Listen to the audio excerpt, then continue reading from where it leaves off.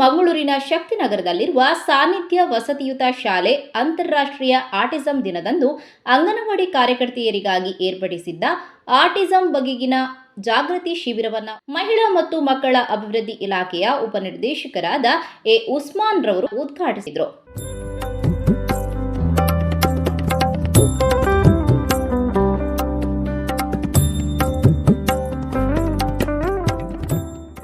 ನಿರ್ದೇಶಕರಾದ ಮೊಹಮ್ಮದ್ ಬಶೀರ್ ಬಂದಂತಹ ಅತಿಥಿಗಳನ್ನು ಸ್ವಾಗತಿಸಿದರು.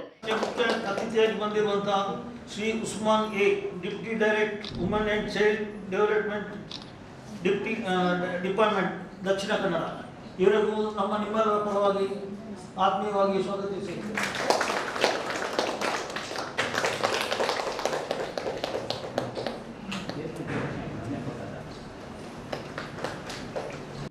ಈ ವೇಳೆ ಸಾನ್ನಿಧ್ಯ ವಸತಿ ಶಾಲೆಯ ನಿರ್ದೇಶಕರಾದಂತಹ ಡಾಕ್ಟರ್ ವಸಂತ್ ಕುಮಾರ್ ಶೆಟ್ಟಿಯವರು ಪ್ರಾಸ್ತಾವಿಕವಾಗಿ ನುಡಿದರು. ಇವತ್ತು ಆಟಿಸಂ ಒಂದು ದೊಡ್ಡ ಪ್ರಶ್ನಾರ್ಥಕ ಚಿಹ್ನೆ. ನಮಗೆ ಗೊತ್ತಾಗುವುದಿಲ್ಲ, ಯಾರಿಗೂ ಗೊತ್ತಾಗುವುದಿಲ್ಲ, ಏನು ಮಾಡಬೇಕು ಅಂತ ಗೊತ್ತಾಗುವುದಿಲ್ಲ, ಯಾಕೆ ಬಂತು ಅಂತ. ಇಲ್ಲಿ ಒಂದು ತಾಯಿ ಬಂದು ಮಾತಾಡಿದಾಗ ಅಂದ್ರೆ ತುಂಬಾ ಜನ, ಯಾಕಂದ್ರೆ ನಂದು 46ನೇ ವರ್ಷ ಈ ಫೀಲ್ಡ್ ಅಲ್ಲಿ, ಬಂದು ಮಾತಾಡಿದಾಗ ಒಂದು ಮಾತು ಹೇಳಿದ್ರು. ಅವ ನರ್ಸರಿ ರೈಮ್ಸ್ ಹೇಳ್ತಿದ್ದ, ಎಲ್ಲ ಮಾತಾಡ್ತಿದ್ದ, ಎಲ್ಲ ಚೆನ್ನಾಗಿದ್ದ. 2 ವರ್ಷ ಆಗ್ಬೇಕಾದ್ರೆ ಏನಾಯ್ತು ಅಂತ ನಮ್ಗೆ ಗೊತ್ತಿಲ್ಲ ಅಂತ ಹೇಳಿ. ಒಂದು ತಾಯಿಗೆ 2 ಪ್ರಶ್ನೆಗಳು. ಏನು ಅಂತ ಹೇಳಿದ್ರೆ, ಒಂದು ದೊಡ್ಡ ಕನಸು ಇಟ್ಕೊಂಡು ತಾಯಿ 9 ತಿಂಗಳು ತನ್ನ ಹೊಟ್ಟೆಯಲ್ಲಿ ಗರ್ಭದಲ್ಲಿ ಮಗುವನ್ನು ಇರಿಸಿಕೊಂಡು ಆ ಮಗುವಿಗೆ ಜನನ ಕೊಟ್ಟಾಗ ನೋಡಿದಂತ ವೈದ್ಯರು ಒಂದು ಮಾತು ಹೇಳ್ತಾರೆ, ನಿಮ್ಮ ಮಗುವಿನಲ್ಲಿ ಸ್ವಲ್ಪ ತೊಂದರೆ ಇದೆ ಅಂತ ಹೇಳಿ. ಆಗ ಆಕಾಶವೇ ಬಿದ್ದು ಹೋದಾಗಿ ಅಲ್ಲಿ ಉದ್ಭವಿಸುವ ಒಂದು ಪ್ರಶ್ನೆ ನನಗೆ ಆಗಿ, ನಾನು ಏನ್ ತಪ್ಪು ಮಾಡಿದ್ದೇನೆ, ದೇವರು ನನಗೆ ಯಾಕೆ ಕೊಟ್ಟ ಈ ಮಗುವನ್ನ, ನಾನು ಯಾರಿಗೂ ತೊಂದರೆ ಮಾಡಿಲ್ಲ, ಏನು ಮಾಡಿಲ್ಲ ಅಂತ ಹೇಳಿ. ಅದು ಹುಟ್ಟುವಾಗ್ಲೇ ಗೊತ್ತಾಗ್ತದೆ. ಈ ಆಟಿಸಂ ನಲ್ಲಿ ಆಗಲ್ಲ. 1.5-2 ವರ್ಷ ಚೆನ್ನಾಗಿದ್ದ ಮಗುವಿಗೆ ಏನಾದ್ರೂ ಒಂದು ಆಘಾತ ಆಗಿ ಮಗು ಆಟಿಸಂಗೆ ತುತ್ತಾಗ್ತದೆ.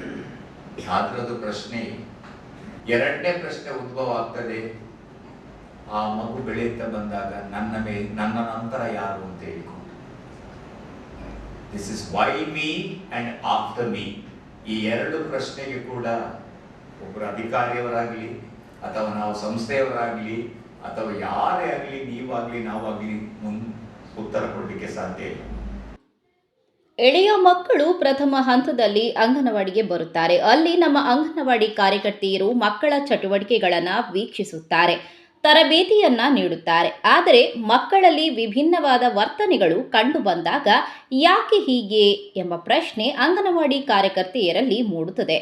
ಆದ್ದರಿಂದ ಅಂಗನವಾಡಿ ಕಾರ್ಯಕರ್ತೆಯರಿಗೆ ಆಟಿಸಂನ ಅರಿವು ಕೊಂಚವಾದರೂ ಇರಬೇಕು.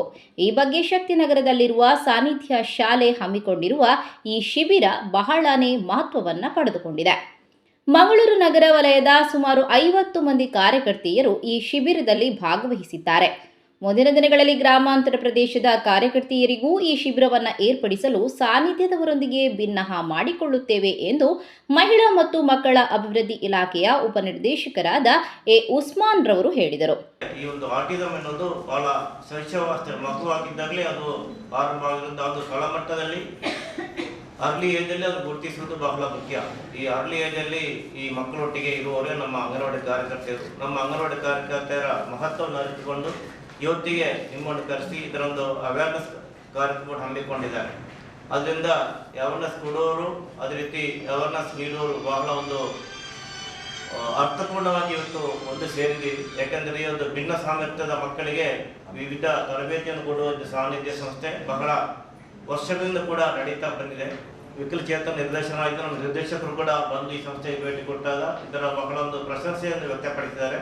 ಯಾಕಂದ್ರೆ ಅವರು ರಾಜ್ಯಾದ್ಯಂತ ವಿವಿಧ ಸಂಘ ಸಂಸ್ಥೆಗಳಿಗೆ ಭೇಟಿ ಕೊಟ್ಟವರು. ಅಂತ ಒಂದು ಅಧಿಕಾರಿ ಕೂಡ ಬಂದು ನಮ್ಮ ಸಂಸ್ಥೆಯ ಬಗ್ಗೆ, ಈ ಸಂಸ್ಥೆಯ ಬಗ್ಗೆ ಸಾಕಷ್ಟು ಮೆಚ್ಚುಗೆಯನ್ನು ವ್ಯಕ್ತಪಡಿಸಿದ್ದಾರೆ ಅಂತ ಹೇಳಿದ್ರೆ ಬಹುಶಃ ಇವತ್ತು ಒಂದು ನಾವು ಸರಿಯಾದ ಸ್ಥಳದಲ್ಲಿ ಸೇರಿದ್ದೀವಿ ಅಂತ ಹೇಳಿ ನನಗೆ ತುಂಬಾ ಸಂತೋಷ ಆಗ್ತಾ ಇದೆ. ಆಟಿಸಂ ಬಗ್ಗೆ ಈಗ ನಿಮಗೆ ಮಾಹಿತಿಯನ್ನು ಕೊಡ್ಲಿಕ್ಕಿದ್ದಾರೆ. ಆಟಿಸಮ್ ಮಕ್ಕಳಿಗೆ ನಮಗೆ ಅವರಿಗೆ ನಿಜವಾಗಿ ನಾವು ಬೆಂಬಲವನ್ನು ಕೊಡಬೇಕು. ಅವರು ಸಮಾಜದಲ್ಲಿ ಮುಖ್ಯವಾಹಿನಿಗೆ ಬರಬೇಕಾದ್ರೆ ಅವರ ಪೋಷಕರು ಅದನ್ನು ಅರಿತುಕೊಳ್ಬೇಕು. ಈ ನಿಟ್ಟಿನಲ್ಲಿ ನಾವು ಎಲ್ಲರೂ ಕೂಡ ಒಟ್ಟಿಗೆ ಸೇರಿ ಕೆಲಸ ಮಾಡಲು ಅಂತೇಳಿ ವಿನಂತಿ. ಸಲಹಾ ಸಮಿತಿ ಸದಸ್ಯರಾದ Shri Eric John Baptist D'Souza ಮೊದಲಾದವರು ಈ ಸಂದರ್ಭದಲ್ಲಿ ಉಪಸ್ಥಿತರಿದ್ದರು. ಗಣೇಶ ಸೇವಾ ಟ್ರಸ್ಟ್ನ ಖಜಾಂಚಿ ಜಗದೀಶ್ ಶೆಟ್ಟಿ ವಂದಿಸಿದರು.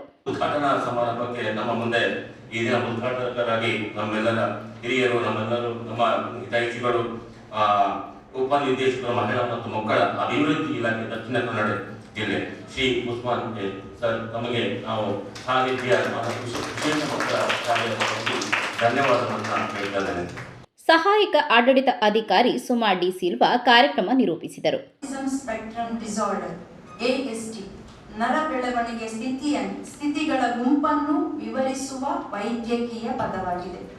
ಆಟಿಸಂ ಎಂದರೇನು, ಲಕ್ಷಣಗಳು ಯಾವುವು, ಯಾವ ರೀತಿಯ ತರಬೇತಿಯನ್ನು ನಾವು ನೀಡಬಹುದು ಎಂಬುದರ ಬಗ್ಗೆ ನಂತರ ನಾವು ತಿಳಿದುಕೊಳ್ಳಲಿಕ್ಕಿದ್ದೇವೆ.